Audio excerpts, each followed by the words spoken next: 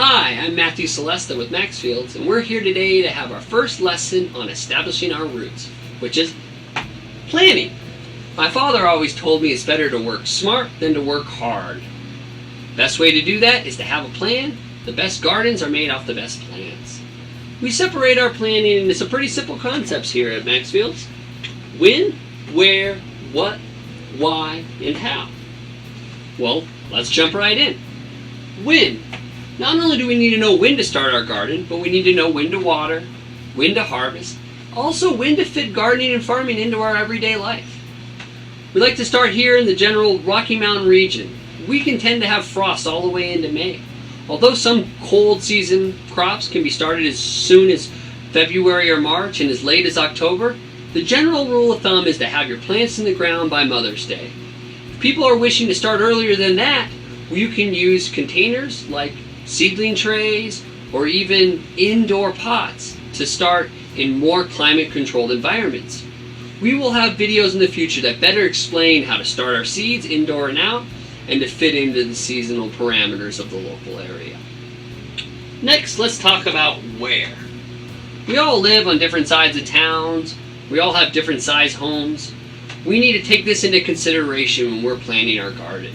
If you have an apartment, townhouse, or even a large estate, we're able to plan to grow our own food on various levels.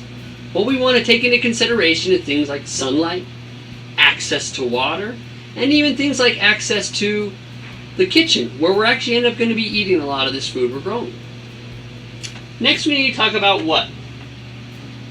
There's a lot of different things we can grow in this area, but there's also some things we can't. We need to understand what local varieties of plants work best in our local area. Also understand if certain plants do better with full sunlight or under partial shade. Just because you have a tree in your backyard doesn't mean you can't grow something under it as long as you pick the right variety or type of food. We also want to understand when we're growing things, what season are they going to be growing? Although some cool season crops will do great in the early spring, they'll tend to be baked by the summer heat. You can grow several different types of plants in the same spot in a garden as long as you're rotating as the season goes on. Next is why. Why are we growing this?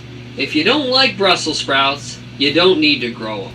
Grow things you want to eat, and things that you don't want to eat right away, find ways to store them and process them into cans or jars. This will allow us to eat from our garden year-round, even if we're not growing year-round. We also want to understand the concept of why we're doing this is to lower our carbon footprint. Every time we eat food we grow ourselves, we're able to lower the amount of fuel that goes into bringing trucks of foods to grocery stores, and it also keeps us a little healthier by keeping us in the gardens being active. Lastly is how.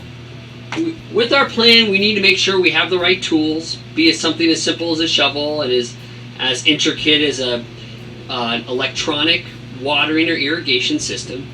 We also need to know how it's going to fit into our life. So we have to make time in our daily life, our weekly life, and our seasonal life to get certain jobs done. We need to have a plan to execute our expectations and goals. We'll go deeper into these concepts of how we're going to do these skills later on in the video series, but right now I want you guys to go to the bottom of this link and understand how to use our checklist. Our checklist is made for you to start thinking about your garden before you've even planted a single seed. Answer the checklist honestly and create real expectations for this year's seasons. As we move on, we will have more videos that'll help you achieve these goals that you will set out. Like always, you can sign up for our YouTube channel, follow us on Facebook or Twitter, even Pinterest, and get on our newsletter at www.maxfieldorganics.com. Matthew Celesta with Maxfield. See you later.